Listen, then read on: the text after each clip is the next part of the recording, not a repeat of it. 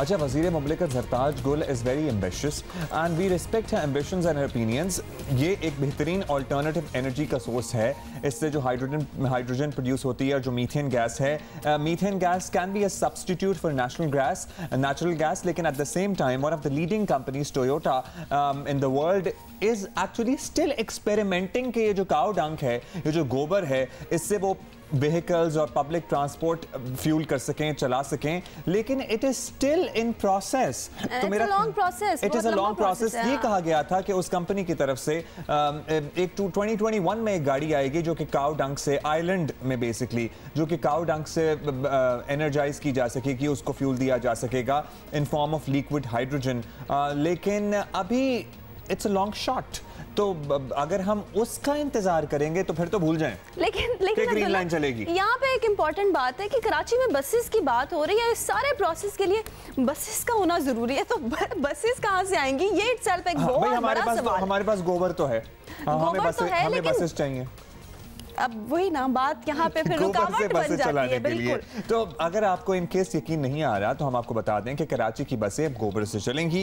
हम मजाक नहीं कर रहे हैं, बिल्कुल नहीं है, क्योंकि वजीर मुमलिकत बराए मौसमियाती तब्दीली ज़रताज गुल के बकौल हुकूमत ने इसकी पूरी तैयारी कर ली है और सेनेट के इजलास से इजहार ख्याल करते हुए उन्होंने कहा कि कराची के इलाके भैंस कॉलोनी में हज़ारों भैंसें हैं जिनसे बड़ी मकदार में गोबर पैदा होता है। सर्टनली होता है और ये एक एनर्जी का सोर्स भी हो सकता है, लेकिन हम किस लेवल पे खड़े हैं अभी इसको एनर्जी में कन्वर्ट करने के लिए, ये हम सब बखूबी इससे वाकिफ हैं। हुकूमत ने प्लान बनाया है कि इस गोबर से एनर्जी पैदा की जाएगी, फिर वो बसें खरीदी जाएंगी जो गोबर की एनर्जी से चलती भी हों, क्योंकि अभी तो ऐसी बसें दुनिया में आज सच कहीं नहीं चल रही हैं। It is still a experiment. हाँ, इससे वैसे धुआं नहीं होगा, शोर नहीं होगा, तो फायदेमंद तो है, लेकिन कराची में बगैर धुएं के अगर बसें दौड़ती नजर आए तो इससे अच्छी बात तो हो ही नहीं सकती। लेकिन उन्होंने एग्जैक्टली क्या कहा था, ये हम आपको सुनवा देते हैं।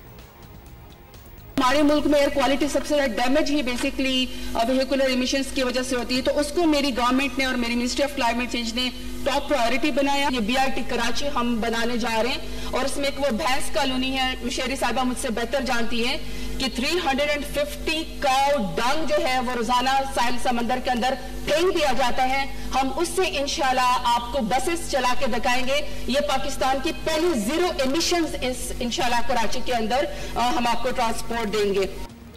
अच्छा, ज़रताज गुल मतलब है कि हम इतने तेज हो गए हैं कि हम वर्ल्ड की लीडिंग ऑटोमोबाइल कंपनी से भी ज़्यादा तेज़ हमारी रिसर्च है और सबसे पहले पाकिस्तान में ही प्रॉबेबली एक काऊ डंक से बसें चलना शुरू होंगी। अभी तो वो कंपनी जिसका मैंने जिक्र किया था वो अभी रिसर्च के प्रोसेस में है।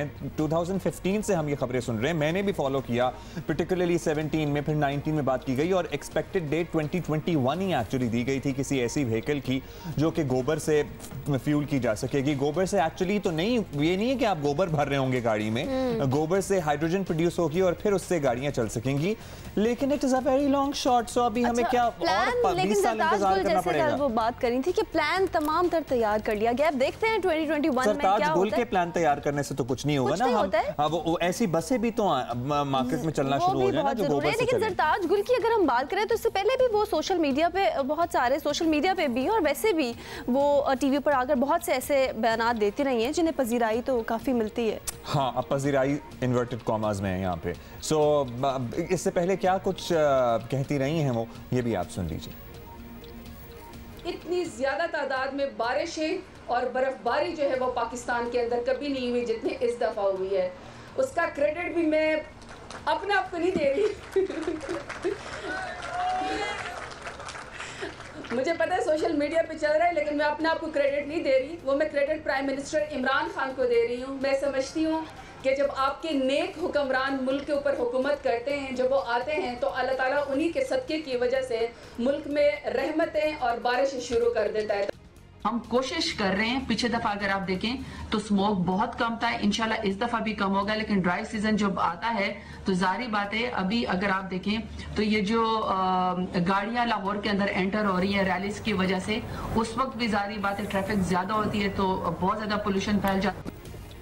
अच्छा, कोविड-19 के 19 पॉइंट्स भी इन्हीं के थे, है ना? इन्हीं के थे। तो अब तक तो मेरा ख्याल है कोविड 25 तक आ गए होंगे। पता है क्या, हमें नीयत पे शक नहीं है, लेकिन ये एक तवील फहरिस्त है इस किस्म के बयानात की, जिसकी वजह से अगर कभी कोई सीरियस बात भी वो कर देती हैं, जैसे कि मुझे पर्सनली एक बहुत बुरा आइडिया नहीं लगा गोबर से बसें चलाने का, एज एन बस वो फिर बात सीरियस रहती नहीं है, फिर वो मीम्स की नजर हो जाती है, क्योंकि एक तवील हिस्ट्री भी तो है ना, killer smile and body language नजर हो जाती है अगर वो कोई संजीदा बात भी करे तो anyhow, all those who are energy and science enthusiasts वो हमें बता सकते हैं कि ये जो आइडिया प्रपोज किया गया है वज़ीर मुमलिकत की तरफ से गोबर से बसें चलाने वाला, ये कितना फीजिबल है और इसमें कितना टाइम लगेगा। तो हमें भी ज़रा एजुकेट करें, क्योंकि हमने जितना पढ़ा था अभी काफ़ी इसमें टाइम लगेगा for these buses to be used for public consumption.